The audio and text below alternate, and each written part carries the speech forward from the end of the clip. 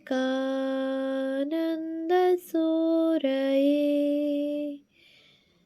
सच्चित्सुखस्वरूपाय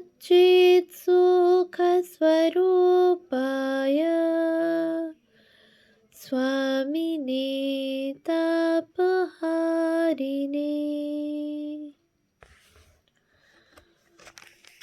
বেলুড় রামকৃষ্ণ সংঘের সংঘাধ্যক্ষ পরম্পরা গ্রন্থ থেকে পাঠ। দ্বিতীয় সংস্করণে প্রকাশকের নিবেদন। বেলুড় রামকৃষ্ণ সংঘের সংঘাধ্যক্ষ পরম্পরা গ্রন্থের দ্বিতীয় সংস্করণ প্রকাশিত হল। এই সংস্করণের সঙ্গে সংঘাধ্যক্ষ পূজনীয় স্বামী আত্মস্থানন্দজি এবং সহসংঘাধ্যক্ষ পূজনীয় স্বামী গীতানন্দজির জীবনী যুক্ত করা হয়েছে। শ্রী রামকৃষ্ণ সারদা বিবেকানন্দ ও বেদান্ত ভাবাদর্শে অনুপ্রাণিত শ্রী রামকৃষ্ণ সংঘের সংঘাধ্যক্ষ ও সহসংঘাধ্যক্ষগণের প্রামাণ্য জীবনী হিসাবে বর্তমান পুস্তকখানি জনসাধারণের নিকট সমাদর লাভ করেছে। তাঁদের ঈশ্বরে নিবেদিত অমূল্য জীবন নরনারী নির্বিশেষে সকলকে উদ্বুদ্ধ করুক, এই আমাদের প্রার্থনা। স্বামী নিত্যমুক্তানন্দ, 26শে জানুয়ারি 2020। প্রথম পর্ব সংঘাধ্যক্ষ মহারাজ বৃন্দ। স্বামী ব্রহ্মানন্দ। দক্ষিণেশ্বরে শ্রী রামকৃষ্ণদেব সুদীর্ঘ সাধনা সমাপনান্তে ত্যাগী ভক্তদের সঙ্গলাভের বাসনায় একদিন শ্রী শ্রী জগন্মাতার শ্রীচরণে নিবেদন করিলেন, বিষয়ী সংসারী লোকদের সঙ্গে কথা বলতে বলতে জীব চলে গেল। জগন্মাতা আশ্বাস দিলেন, ভয় নাই, ত্যাগী শুদ্ধ সত্য ভক্তেরা আসছে। ফলেও দেখা গেল যে যথাকালে ত্যাগী যুবকগণ আসিতে লাগিলেন। এই অন্তরঙ্গনের মধ্যে আবার শ্রীযুক্ত রাখালের স্থান অতি উচ্চ। তিনি স্বল্প সংখ্যক ঈশ্বরকোটিদের অন্যতম এবং ঠাকুরের মানসপুত্র। জগন্মাতা তাহার আগমনের কথা পূর্ব হইতেই শ্রী রামকৃষ্ণকে জানাইয়া রাখিয়াছিলেন। ঠাকুর বলিতেন, রাখাল আসিবার কয়েকদিন পূর্বে দেখিতেছি মা একটি বালককে সহসা আমার ক্রোড়ে বসাইয়া দিয়া বলিতেছেন, এইটি তোমার পুত্র। শুনিয়া আতঙ্কে শিহরিয়া উঠিয়া বলিলাম, সে কি, আমার আবার ছেলে? তিনি তাহাতে হাসিয়া বুঝাইয়া দিলেন, সাধারণ সংসারী ভাবে ছেলে নয়, ত্যাগী মানসপুত্র। তখন আশ্বস্ত হই। ওই দর্শনের পরে রাখাল আসিয়া উপস্থিত হইল এবং বুঝিলাম এই সেই বালক। শ্রীযুক্ত রাখালচন্দ্র ঘোষ 1863 খ্রিস্টাব্দের 21শে জানুয়ারি মঙ্গলবার 1269 বঙ্গাব্দের 8ই মাঘ চান্দ্র মাঘ শুক্লা দ্বিতীয়া তিথিতে রাত্রি প্রায় 1টায় বসিরহাট মহকুমার অন্তর্গত শিকড়াকুলিন গ্রামে এক অতি সম্ভ্রান্ত বংশে জন্মগ্রহণ করেন। তাহার পিতা আনন্দমোহন ঘোষ সঙ্গতিপন্ন জমিদার ছিলেন। 5 বৎসর বয়সে তাহার মাতা কৈলাসকামিনীর দেহত্যাগ হয়। অতঃপর পিতা দ্বিতীয়বার দ্বার পরিগ্রহ করেন এবং বিমাতা হেমাঙ্গিনীর স্নেহময় ক্রোড়ে রাখালচন্দ্র মানুষ হইতে থাকেন। উপযুক্ত বয়সে বিদ্যাভ্যাসের জন্য বাটির নিকটে একটি বিদ্যালয় স্থাপনপূর্বক আনন্দমোহন উহাতে রাখালকে ভর্তি করিয়া দিলেন। সেখানে বালকের সৌম্য সুন্দর আকৃতি ও মাধুর্যময় কোমল প্রকৃতিতে ছাত্র ও শিক্ষক সকলেই আকৃষ্ট হইলেন। অধিকন্তু তিনি অল্প দিনেই সহপাঠীদের নেতৃত্ব লাভ করিলেন। অধ্যয়ন আদিতেও তাহার সবিশেষ বুদ্ধিমত্তার পরিচয় পাওয়া গেল। রাখাল স্বভাবতই বন্ধুবৎসল ছিলেন। বিদ্যালয়ের ছাত্রদিগকে শিক্ষকগণ প্রহার করিলে তিনি সমবেদনায় অভিভূত হইতেন। ইহার ফলে শিক্ষকদের অন্তরেও ক্রমে কোমলতার সঞ্চার হইল এবং তাহারা ওই গর্হিত অভ্যাস ত্যাগ করিলেন। বিদ্যালয়ে শিক্ষা ভিন্ন অন্য বিষয়েও রাখালের বেশ উৎসাহ ছিল। ক্রীড়াদিতে যেমন কেহ তাহার সমকক্ষ ছিল না, কুস্তিতেও তেমনি কেহ তাহার প্রতিদ্বন্দ্বী হইতে পারিত না। গ্রামের বিবিধ ক্রীড়া প্রতিযোগিতায় তিনি অসাধারণ নৈপুণ্য দেখাইতেন। পিতার দৃষ্টান্তে বাল্যকাল হইতেই ফল ফুলের বাগানের প্রতি তাহার খুব আকর্ষণ লক্ষিত হইত। এতদ ব্যতীত পুষ্করিণীর পার্শ্বে বসিয়া ছিপে মাছ ধরাও তাহার একটি বড় আমোদের বিষয় ছিল। কিন্তু ইহা মনে করিলে ভুল হইবে যে সাধারণ বালকদের ন্যায় তিনি কেবল এই সকল খেলাধুলাই মত্ত থাকিতেন। গ্রামের উপকণ্ঠে কালী মন্দিরের নিকটে বোধনতলায় তিনি কখনো কখনো সঙ্গীদের লইয়া স্বরচিত শ্যামা মূর্তির পূজা দিতে মগ্ন হইতেন।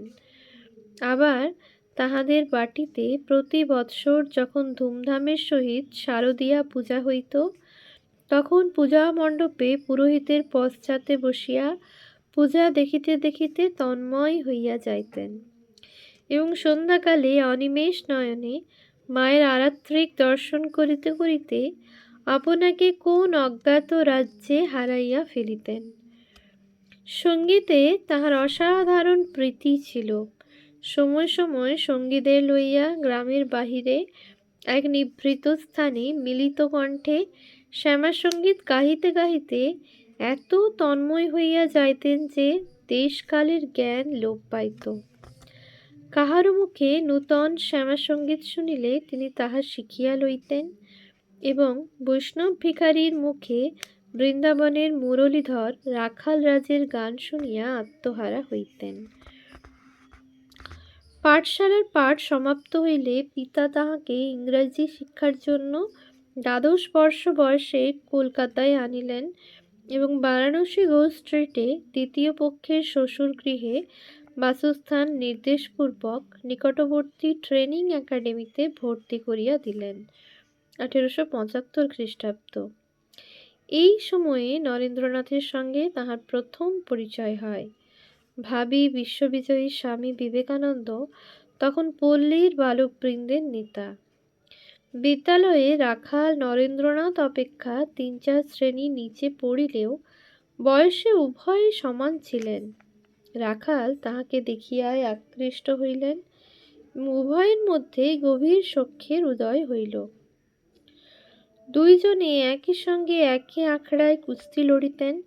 আবার বয়োবৃদ্ধির সঙ্গে সঙ্গে নরেন্দ্রের আকর্ষণে একই সঙ্গে ব্রাহ্ম সমাজেও যাতায়াত আরম্ভ হইল। এইভাবে নানা প্রতিষ্ঠানের সহিত জড়িত থাকায় রাখালের অধ্যয়নে ক্ষতি হইতেছে দেখিয়া চিন্তান্বিত পিতা প্রথমে অনুরোধ উপরোধ এবং অবশেষে কঠোর শাসন অবলম্বনে পাঠাদিতে পুত্রের মনোযোগ আকর্ষণের চেষ্টা করিলেন, কিন্তু ফল কিছুই হইল না। অবশেষে উপায়ান্তর না দেখিয়া আত্মীয় স্বজনের পরামর্শে স্থির করিলেন যে বিবাহ দেওয়াই ইহার প্রকৃষ্ট প্রতিকার। ঘটনাক্রমে শীঘ্রই মনোমত পাত্রীও পাওয়া গেল। কন্যগড়ে শ্রীযুক্ত মনমোহন মিত্র তখন কলকাতায় কাছারিপাড়ায় নিকটেই শিমুলিয়া পল্লীতে বাস করিতেন। বিশ্বেশ্বরী নাম্নী সর্বসুলক্ষণা বিবাহযোগ্যা তাহার একটি ভগ্নী ছিল। 1881 খ্রিস্টাব্দের মধ্যভাগে সম্ভ্রান্ত কায়স্থ কুলোদ্ভূতা এই কন্যাটির সহিত রাখালের পরিণয় হইয়া গেল। বিশ্বেশ্বরী তখনও বালিকা, বয়স প্রায় 11 বর্ষ উত্তীর্ণ হইয়াছে। মানুষ নাভিপ্রায় সিদ্ধির জন্য জগতে কত কিছুই না করিয়া থাকে, অথচ বিধির বিধানে ফল অন্যরূপ হইয়া যায়। রাখালের পিতা বিবাহ দিয়া পুত্রকে মায়ার বন্ধনে আবদ্ধ করিতে চাহিলেন, কিন্তু এই বিবাহই অচিরে রাখালকে দক্ষিণেশ্বরে উপস্থিত করিল। রাখালের জ্যেষ্ঠ শ্যালক মনমোহন পূর্ব হইতেই শ্রীরামকৃষ্ণের শ্রীচরণে আশ্রয় লইয়াছিলেন। ধর্মশীলা সুশ্রমাতাও শ্রীরামকৃষ্ণের একান্ত অনুরক্তা ছিলেন। বিবাহের পর কন্যগড়ের বাড়ি হইতে কলকাতায় প্রত্যাবর্তনের পথে মনমোহন একদিন শ্বশুরগৃহে আগত রাখালকে দক্ষিণেশ্বরে উপস্থিত করিলেন। এই শুভ লগ্নের জন্য জগদম্বা পূর্ব হইতেই শ্রীরামকৃষ্ণের মন প্রস্তুত করিয়া রাখিয়াছিলেন। একদিন ঠাকুর ভাব ও চক্ষে দেখিলেন বটতলায় একটি বালক দাঁড়াইয়া আছে। মনে কেমন যেন একটু খটকা লাগিল। এইরূপ দর্শন কেন হইল? ভাগিনেয় হৃদয়কে এই সন্দেহের কথা জানাইলে হৃদয় সোল্লাসে বলিলেন, মামা, তোমার ছেলে হবে, তাই দেখেছ।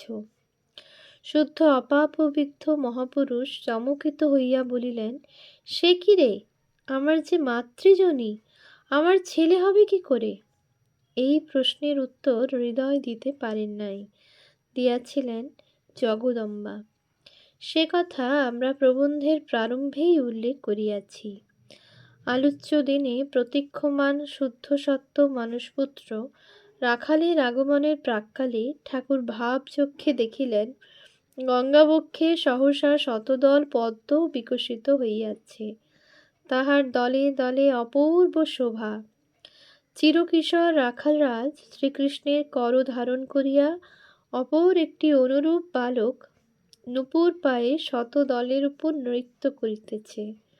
নৃত্যের অপূর্ব ছন্দে মাধুর্য সিন্ধু উথলিয়া উঠিতেছে।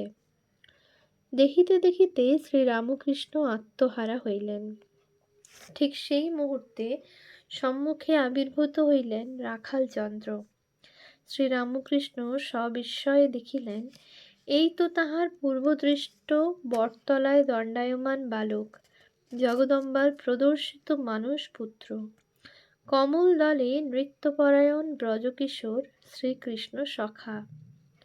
তিনি সব দেখিলেন, সব বুঝিলেন, কিন্তু স্বপ্রতিষ্ঠ মহামানব বাহিরে কোনো আবেগ উচ্ছ্বাস প্রকাশ করিলেন না। গম্ভীরভাবে এক দৃষ্টে রাখালকে নিরীক্ষণ করিয়া সঙ্গী মনমোহনকে বলিলেন, সুন্দর আধার। অতঃপর অতি পরিচিতের ন্যায় তাহার সহিত স্নেহ সম্ভাষণ আরম্ভ করিলেন। তোমার নামটি কি? শ্রী রাখালচন্দ্র ঘোষ।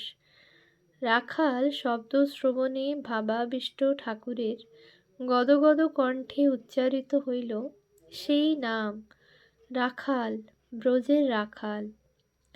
পরে কিঞ্চিৎ প্রকৃতিস্থ হইয়া সাদরে বলিলেন, আবার এসো। এদিকে প্রথম দর্শনেই রাখালের অন্তরে বিদ্যুৎ চমকের মতো কি এক উচ্ছ্বাস খেলিয়া গেল। তাহার সমস্ত দেহ মন প্রাণ এককালে এই পরম পুরুষের প্রতি নিবিড় আবেশে আকৃষ্ট হইল। তিনি মনে মনে ভাবিলেন, ইনি কে? এই সৌম্য মহাপুরুষ কে? ইহার অনিমেষ দৃষ্টিতে যে দিব্য মাধুরী খেলিয়া বেড়াইতেছে, উহা তো ইহলোকের নহে। ইহার নয়ন সমক্ষে নিশ্চয়ই সেই নিত্য সত্য বস্তু সদা বিদ্যমান। পথে যাইতে যাইতে রাখালের কর্ণে সেই কোমল বাণী কুহরিত হইতে থাকিল, আবার এসো। প্রেম ও ঘনমূর্তি শ্রীরামকৃষ্ণের অপূর্ব আকর্ষণে রাখাল পুনর্বার দক্ষিণেশ্বরে গমনের সুযোগ অন্বেষণ করিতে লাগিলেন এবং বিদ্যালয়ের ছুটির পর একদিন একাকী তথায় উপস্থিত হইলেন। শ্রীরামকৃষ্ণকে দেখিয়াই মনে হইল তিনি যেন কতক্ষণ ধরিয়া তাহারই পথ চাহিয়া আছেন। রাখালের আগমন মাত্র অনুযোগের স্বরে কহিলেন, তোর এখানে আসতে এত দেরি হলো কেন? রাখাল কি আর বলিবেন। উভয়ে তখন উভয়ের দিকে এক দৃষ্টে দেখিতে দেখিতে এক অলৌকিক ভাবভূমিতে উপস্থিত হইয়া লীলাবিলাসে মগ্ন। ভাষায় তখন উত্তর দিবে কে? মাতৃহীন রাখাল ভাব গনুতন শ্রীরামকৃষ্ণকে আপন জননী রূপে পাইলেন এবং রাখালের আকৃতি তখন যুবার ন্যায় হইলেও শ্রীরামকৃষ্ণ তাহাকে ক্ষুদ্র বালক হিসাবে গ্রহণ করিলেন। তদবধি রাখাল প্রায়ই দক্ষিণেশ্বরে আসিতে লাগিলেন এবং কখনো বা সেখানে থাকিয়া যাইতে লাগিলেন। এই কালের অপূর্ব লীলা সম্বন্ধে ঠাকুর বলিয়াছিলেন, তখন রাখালের এমন ভাব ছিল ঠিক যেন ৩-৪ বছরের ছেলে আমাকে ঠিক মাতার ন্যায় দেখিত। থাকিত থাকিত সহসা দৌড়িয়া আসিয়া ক্রোড়ে বসিয়া পড়িত এবং মনের আনন্দে নিঃসংকোচে স্তন্যপান করিত। বাড়ি তো দূরের কথা, এখান হইতে কোথাও এক পাও নড়িতে চাহিত না। আমাকে পাইলে আত্মহারা হইয়া রাখালের ভিতর যে কিরূপ বালকভাবের আবেশ হইত তাহা বলিয়া বুঝাইবার নহে। তখন যেই তাহাকে ঐরূপ দেখিত সেই অবাক হইয়া যাইত। আমিও ভাবাবিষ্ট হইয়া তাহাকে ক্ষীর ননি খাওয়াইতাম, খেলা দিতাম, কত সময়ে কাঁধেও উঠাইয়াছি, তাহাতে তাহার বিন্দুমাত্র সংকোচের ভাব আসিত না। ওম শান্তি শান্তি শান্তিঃ। হরিঃ ওম তৎসৎ। শ্রীরামকৃষ্ণার্পণমস্তু।